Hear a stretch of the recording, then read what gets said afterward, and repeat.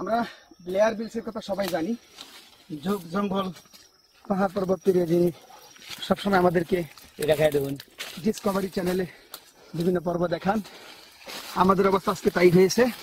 রাজচালানের road করতে করতে ইতিমধ্যে আমরা আন্তর্জাতিক সীমানা অতিক্রম করেছি। আমরা এখন শূন্য রেখায় অর্থাৎ সীমানা পিলার ক্রস করে ভারতের অংশে অবস্থান করছি এবং এখানে শুধু ঝোপঝাড় পাহাড়ের টিলা দেখুন এবং চারপাশে শুধু হাতির মহল দেখতে পাচ্ছি। অর্থাৎ এই জায়গাগুলো হাতির অবাধ বিচরণ ক্ষেত্র। আমরা যে জায়গায় দুপুরে ঢুকেছিলাম একটা পর্যায়ে আর যাওয়ার সাহস হয়নি, কারণ আমাদের সাথে কেউ ছিল না।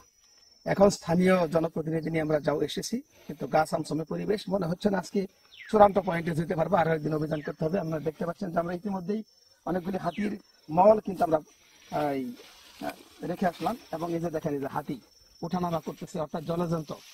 অর্থাৎ এখানে প্রতিনিয়ত হাতি আনাগোনা করে। আমরা সেই মানে গাছ আমসমে পরিবেশ যে এই যে হাতির মল আমরা দেখতে পাচ্ছি, মনে হচ্ছে যে এই 5-6 দিন আগে এই মলগুলো হাতি ত্যাগ করেছে। হাতি এখন দিয়ে গেছে হাতির পথ একদম একেবারে লোকালয় থেকে অনেকটা গভীরে।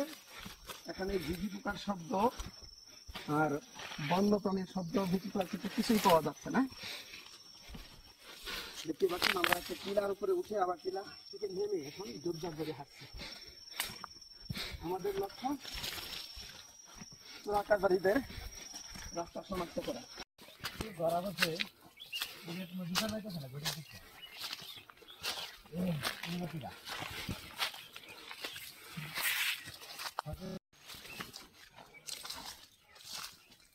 নতুন ভিডিও করুন একটা